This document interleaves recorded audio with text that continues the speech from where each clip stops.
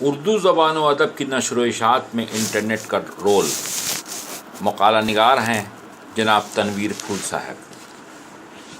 1 درجن کتابوں کے مصنف اور متعدد ایوارڈ سے سرفراز معروف شاعر تنویر پھول کا تعلق پاکستان سے ہے۔ ان کی پیدائش 1948 عیسوی میں مظفر پور بہار میں ہوئی تھی۔ انہوں نے 2005 میں پاکستان کا پریزیڈنشل ایوارڈ حاصل کیا۔ علاوہ ازیں 2005 میں ہی بچوں کے ادب میں نمایاں کارکردگی کے لیے حکومت سندھ نے انہیں 1 لاکھ روپے کے انعام سے نوازا۔ ان کی مشہور کتابوں میں خوشبوئے سخن، خوشبو بھینی بھینی، نغمات پاکستان اور ارحم ہمر راحمین بھی شامل ہیں۔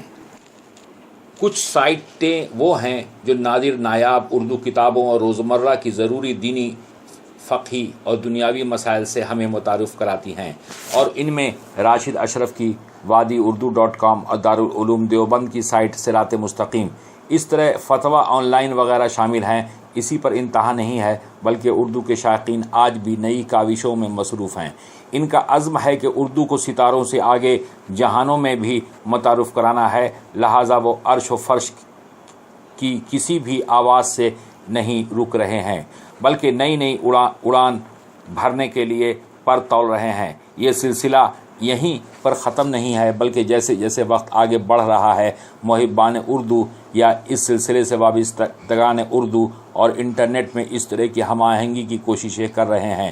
ان حالات کو دیکھ کر اتنا تو یقینی طور پر کہا جا سکتا ہے، یہ ایک حقیقت ہے کہ موجودہ عہد میں انٹرنیٹ ہمارے لیے اہم ترین ضرورتوں میں شامل ہو گیا ہے۔ انٹرنیٹ کے بغیر ہم باقی دنیا سے کٹ کر رہ جاتے ہیں، اور ہمارے لیے بہت سی سہولیات اور تفریحات کے دروازے بند ہو جاتے ہیں۔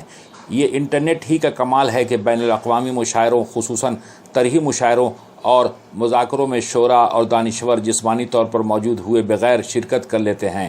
اس طرح علم و دانش کی یہ روشنی آفاقی بنیادوں پر فیض رساں بن جاتی ہے، اور یہ دنیا سمٹ کر ایک گلوبل ویلیج کی شکل اختیار کر لیتی ہے۔ ماہنامہ اردو دنیا نئی دہلی کے شمارہ جون 2015 میں اردو کے معروف ادیب مقصود الہی شیخ نے انٹرویو دیتے ہوئے بڑی اچھی بات کہی ہے کہ فی زمانہ الف بے پے تے سے ناواقف شخص ان پڑھ نہیں کہلائے گا، بلکہ میں تو کہوں گا کہ جو کمپیوٹر پر انگلیاں چلانے کا اہل نہیں، وہ اصل اور سب سے بڑا ان پڑھ ہے۔ اس سلسلے میں اردو دنیا ہی کے ایک قلمکار عبدالعزیز سہیل اپنے خیالات کا اظہار کرتے ہوئے یوں رقم تراز ہیں: انٹرنیٹ پر اردو کی مختلف ادبی انجمنیں اور تحقیقی اداروں کی ویب سائٹیں موجود ہیں۔ برقیاتی کتابیں بھی کئی ویب سائٹ پر دستیاب ہیں۔ اردو کے اہم رسائل اور اخبارات آن لائن پڑھے جا سکتے ہیں۔ ساتھ ہی قدیم کتابوں اور رسائل کو انٹرنیٹ پر محفوظ کیا جا رہا ہے۔ اردو کے شعراء اور ادیبوں کی سوانحات بھی انٹرنیٹ پر دستیاب ہیں۔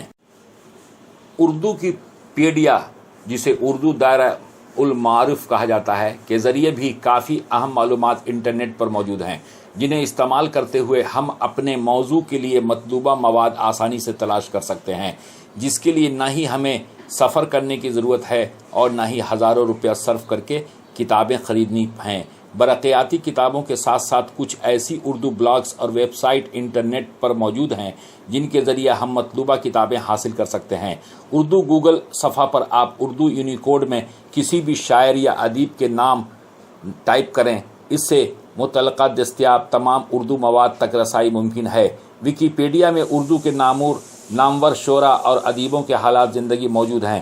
کراچی، پاکستان کے ایک ہونہار نوجوان راشد اشرف اردو کے قدیم و جدید خزانے کو انٹرنیٹ پر منتقل کرنے کا کام نہایت مستقل مزاجی اور خوبی سے سر انجام دے رہے ہیں۔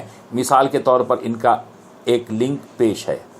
اسی طرح بھارت کے عبدالمتین منیری بھی یہی کام بہت جانفشانی اور دل سوزی سے کر رہے ہیں۔ ان کا ایک لنک بطور نمونہ دیکھا جا سکتا ہے۔ بہار اردو یوتھ فورم کے جاوید محمود نے اس سلسلے میں قابل قدر کارنامے انجام دیے ہیں۔ بہار اردو یوتھ فورم کی ویب سائٹ urdu.youthforum.org پر اردو ادب کے قیمتی شہ پارے موجود ہیں۔ اس کے علاوہ انہوں نے عالمی اردو گھر کی ویب سائٹ بھی بنائی ہے۔